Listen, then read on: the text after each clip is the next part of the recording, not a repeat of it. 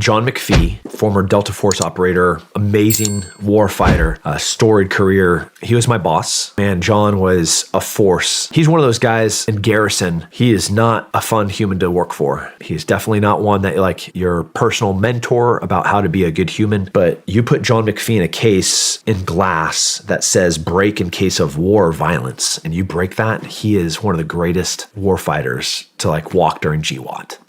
And he had been kind of paying attention to some guys going through the Q course because he knew we're about to go to war. This was also the SIF's first deployment to combat. They had missed all the other rotations because the combatant commander hadn't released them to go into non-theater conflict. So he had kept them saying like, no, I need my SIF. You guys are under my control to check special forces. And Poles were maybe the most hungry. What's it like going out with those guys? Don't shoot at them. They also don't have the same scrutiny. You know, this is 2008. Now we're peak Afghanistan war. I went from like peak Iraq war to, 2007, 8, 9 is peak Afghanistan war. If we're moving a ground assault force, we're in vehicles moving towards a target, and that target starts shooting at the ground assault force, they're just going to level the target. This is the war that we're at now. It's not like, hey, let's continue to roll up and hit them in a dynamic entry. It's like, cool, let's stop, and we're just going to drop bombs and mortars on top of these guys, and then we're going to cruise down as maneuver elements and pick up the bodies. I was pulling outside security in Iraq when a squadron Delta Force leadership, D. Tomaso, comes and takes a knee next to me. He goes, "What are you doing?" And I look over this dude, he's wearing multicam, and none of us had multicam, and I was like, "Who the fuck are you?" He's like, "I'm D. Tomaso." And I was like, "I don't know who the fuck that is." He's like, "You didn't answer my question." I'm like, "I'm pulling security." He's like, "Where's your intersecting sector of fire?" I turn on my laser, and like 2 seconds later, the guy on the right corner of the building turns on his lasers, and our lasers goes like that. And he's like, "All right, great, have a great night." And just gets up and walks away. And I was like, "Who the fuck was this guy?" And we're at a bomb maker's house for one of Zarqawi's lead henchmen. This was one of those houses.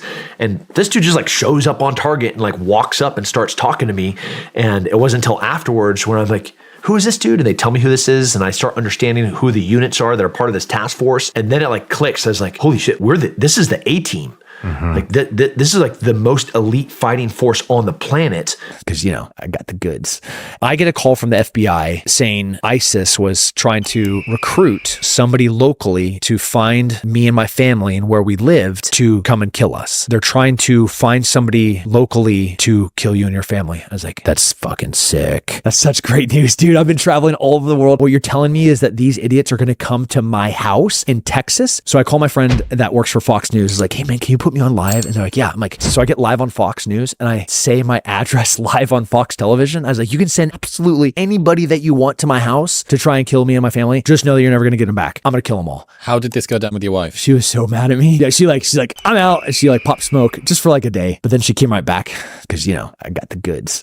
50 years ago, at 18, I went into the United States Navy. 18. I spent 1 year being trained and became a Navy SEAL. I then deployed to Southeast Asia and Vietnam for a 9-month deployment. While I was in BUDS training, underwater demolition SEAL training, I turned 19. While I was deployed on my first deployment to Vietnam, I turned 20. I returned home. Within 1 week, I went into my executive officer and I demanded to go back to Vietnam. He looked at me and said, "But you just got home. You can't do that." Then he asked the question, "What is the problem?" And I said, "Here's the problem, sir." I said, "Over there, I'm a man. Here, I'm a child." I had done all of that, 9 months, came back, and I could not drink a beer because I was under 21. I couldn't even vote for who sent me to Vietnam because voting was 21 then. I wasn't old enough. What did I learn from that? Gee, I guess we send children to war, don't we? Isn't that a form of child abuse? I would classify it that. His last breaths as he was dying from shrapnel and overpressure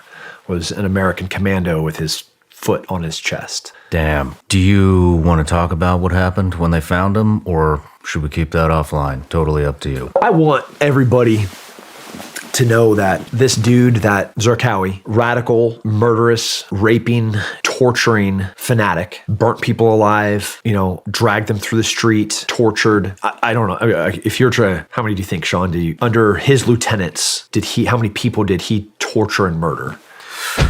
Specifically Iraqis. Tens I of can't thousands? answer that. I don't know. Thousands, tens of thousands? It's gotta be.